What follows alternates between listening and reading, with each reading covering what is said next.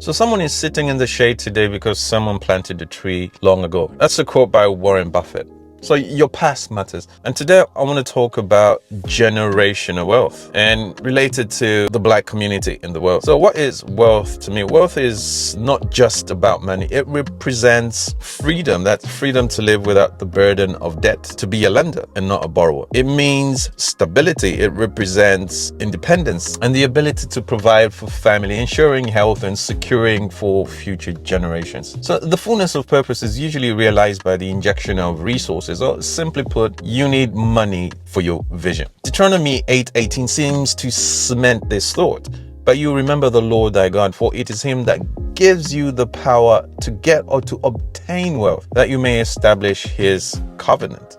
So money or wealth is necessary in us establishing purpose or establishing vision. Paul also seems to allude to this thought in 2 Corinthians. And God is able to bless you abundantly, so that in all things and in all times, having all that you need, you will abound in every good work. That's having sufficiency for you to execute every good work. That's 2 Corinthians 9 verse 8. Generational wealth is a stepping stone to securing the status of the oncoming generations. The Bible teaches us a good man leaves an inheritance for his children's children. Generational wealth. The inability to create generational wealth has significantly stifled the potential of the Black community. This suppression continues even after the abolition of slavery and colonialism through deliberate economic and social barriers. I like what Paul says in the letter to Philemon in the New Testament, and it gives an important perspective.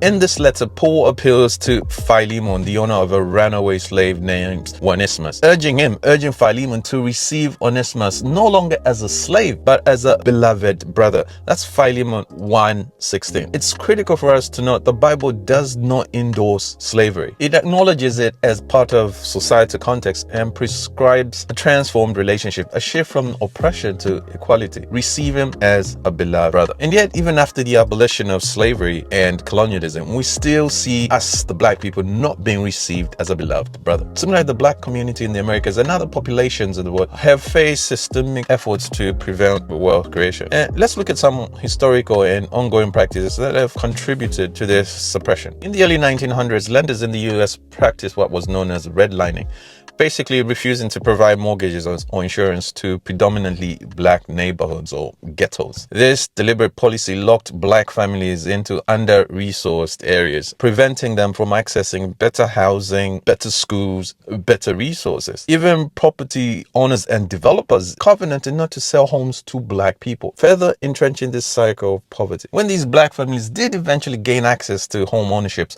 many were targeted with these predatory lending practices. Subprime mortgages were issued with exorbitant interest rates and unfavorable terms, which led to high rates of foreclosures or people losing their homes. These families often lost their homes, trapping them back into ghettos or these under-resourced, underprivileged communities. Rather than being a pathway to wealth, these practices created cycles of debt and instability. So in addition to these economic barriers, social welfare policies unintentionally contributed to the breakdown of Black families. Some policies penalize households if a male was head of that family, and it kind of encouraged single parent homes. This again weakened the financial and social structures of these Black families, making it even harder to build generational wealth. I've kind of targeted these pockets of Black people in America, but I also wanted to speak beyond the diaspora, which is Africa itself. And Africa continues to suffer from economic suppression in global markets. The West sets prices for Africa's raw materials, typically paying a fraction of their actual value. This unequal trade relationships combined with illicit financial flows, high interest loans, and crippling debt keeps Africa in a state of neo-colonialism. So what are illicit financial flows? Illicit financial flows refers to money that illegally leaves the country through usually tax evasion, trade misinvoicing, or just corrupt practices by these multinational corporations. Africa itself loses billions of dollars annually to these practices and robs again the continent of resources that can be invested in infrastructure, in education, healthcare, etc. And additionally, these international loans to these African countries often come with very harsh conditions, locking them again into this cycle of debt. These terms attached to these loans frequently require the recipient of a nation to adopt policies that benefit the lender more than the borrower itself. High interest rates further ensure that many African countries remain in economic bondage despite their rich natural resources. So there's a very conscious suppression of wealth creation both in black communities globally and in Africa itself, and it stems from deliberate policies and practices. So to rise to its full potential, the black race needs not only the freedom from these historic and ongoing oppressions, but also to access resources, fair opportunities, and the ability to create and pass on generational wealth.